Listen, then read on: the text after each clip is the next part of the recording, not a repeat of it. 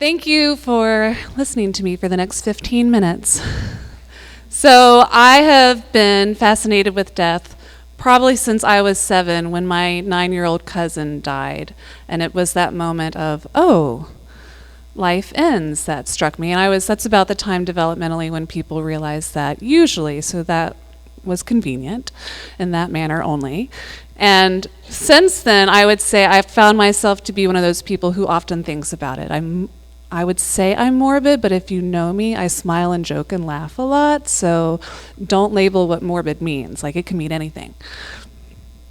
And because of many things, I found myself wanting to do hospice work, and when I finally got that dream job of working in the best hospice in the world, which in my opinion is in Asheville, North Carolina, then I was like, yes! And and here's what happened in my head.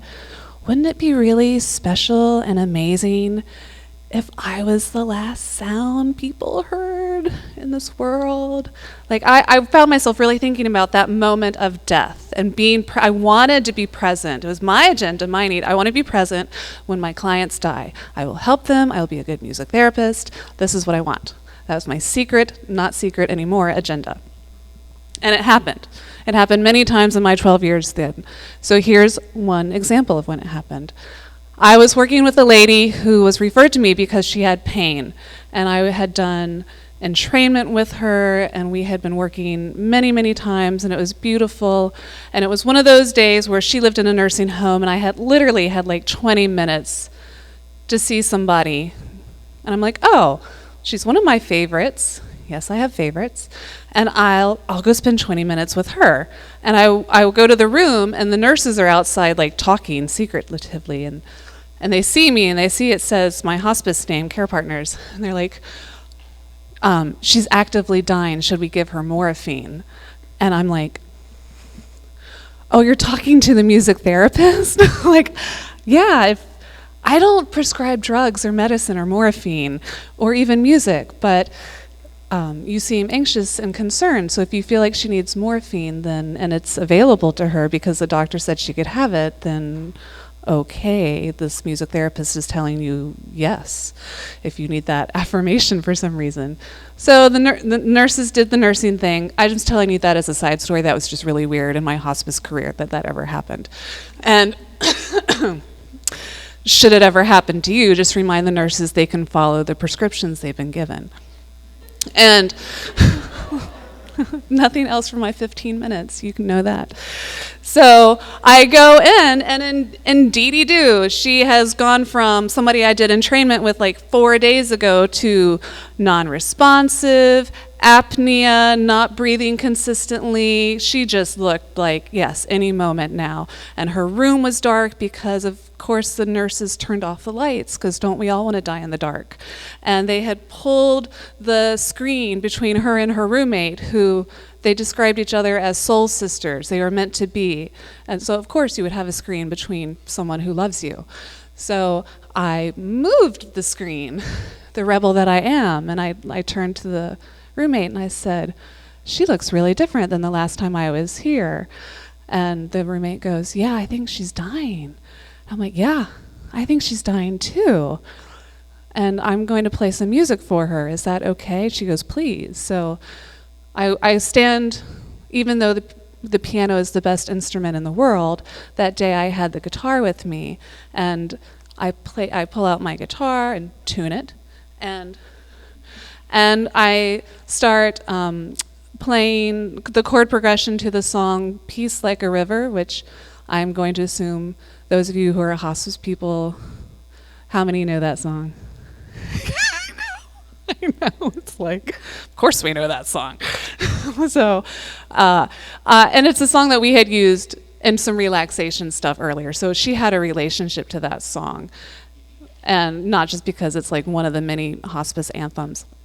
And so I'm beside her, talking to her like she can hear me, and playing the beat was following her breathing. So the guitar, every time she breathed in, I plucked one of the bass notes in the chord, and every time she breathed out, I plucked one of the bass notes in whichever chord I was on.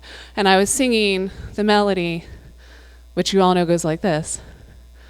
I've got peace like a river.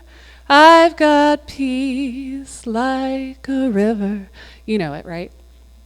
And then, of course, because I'm a music therapist and I challenge everything and don't just play things the way the composer wrote it, I started improvising lyrics like, your body is changing, you don't need it, soon your body will no longer be what you are, making up words to describe the dying process. And the whole time I am like staring at her breathing, every moment thinking, was that the last breath? Was that the last breath? Was that it? No, that was not it. Was that it? Nope. Until finally it happened. Was that it? She's not breathing in. She's not breathing in. She's not breathing in, but I keep singing and playing. And the nurses come back in to check on her since that's what they do. And I am still playing, and I'm in my non-medical degree going, I think she died. and indeed, the nurse confirmed that I was correct. And so that was very, very meaningful to me to be with her when she died, not only because she was an amazing, beautiful person, and I had the honor of getting to know her, but to be able to use music in a way that was a part of her dying process. But there it is. Found him. So how do you define death? And I was like, well, it's when you die. But I think we can look at that a little bit more because there are different perspectives. There's legal perspectives of how you die, there's biological, and there's cultural. And I found this person's, just ignore the grammar issue on that one. I do have my PhD, by the way. And this philosopher looked at death from these 4 definitions, and I thought, well, that's really cool. I wish I knew that a long time ago. And I thought the first one was a very transcendental. Death is when the soul departs the body. And let's all admit it, that not everybody believes there is a soul, and those people are beautiful and special and right for them also. So there is something to this where that's a cultural example of a definition of how culture influences death. Because if I have a client that doesn't believe they have a soul, then they don't have a soul. It doesn't matter what I believe. And maybe I agree with them. You guys don't know. I'm not telling. And then this idea of cardiopulmonary definition, the death occurs when the heart and the lungs cease. That's a very interesting idea because I often play music to people's breathing, which is connected to the lungs. And often I have noticed in hospice, I can see people's heartbeats in their necks because the skin gets really tight and they've often lost a lot of weight. So I'm seeing heads going, yes, me too. I've also seen heartbeats in the neck. And then I don't have to look at this part of their body and it feels awkward. And that's a tempo. That's always been a tempo for me. And this idea, music therapists are really getting into this whole brain thing. Like, death is when the brain is dead. That's interesting. Like, is that what I am, my brain? And that really, maybe I am just a brain.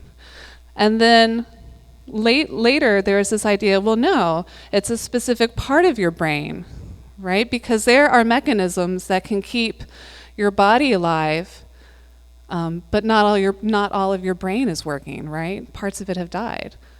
Like even in dementia, right?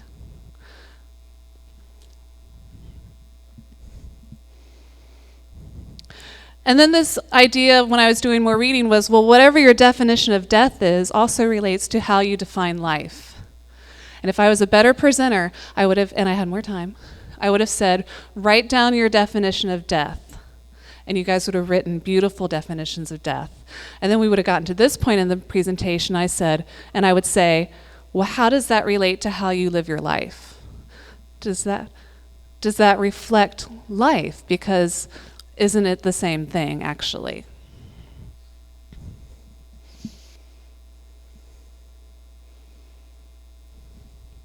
And then because I'm this thing called a music therapist, and you guys are too, well, how does music affect a definition of death? Because I do think there are musical deaths. Like she had, in my mind, in my limited opinion, a musical death. Music was a part of her death, and her breathing changed. It calmed down a lot. I mean, that's just a fact. It went from kind of short to, and there's a tone to that and a tempo. I influenced that. I don't even know what that meant to her, but it happened. So if you had time, what would be some thoughts about how music can be a part of a definition? Because this is an area where I know there are hospice music therapists out there, and we have a say in this. We need to have our own definition of death. And that perhaps should guide our theory and research and how we approach people. And then there's this idea of, death occurs outside of hospice, because if you have a miscarriage, that's a death. And I've worked with people who have, the person who died completed suicide, that was death. And murder is death. And sometimes there are really ugly parts to death. Even in hospice, I was with a woman when she died, and the last thing that happened, she vomited. Like her body, yucky stuff came out of her mouth when she died. It's not always beautiful like the story a lot of us have. And how am I doing on time? Okay. So I'm checking in on my time because I have bad time management skills. So I'm wondering if, for me, when I was thinking about how would I define a musical death, it's this idea of sound. When does the sound begin? One person who was talking about death when I was reading talked about, really, your life begins with an inhale, right? A baby is born, and then they scream. And then your life ends on an exhale. And everything in between that is life. There's an inhale and then a final exhale. And that happens in music, right? There's these sound waves. And there's this moment before I start singing. And there's this moment after I stop singing. Or you guys start singing and I stop singing. And how do we approach the moments before the sound happen, and how do we approach the moments when the sound end? And does that even matter? I have all these questions and thoughts that I don't have answers to. I'm hoping you guys might be able to help me figure this out later. Does that even matter, right? One of the things that struck me after working in hospice for 12 years was plenty of people have beautiful deaths without me.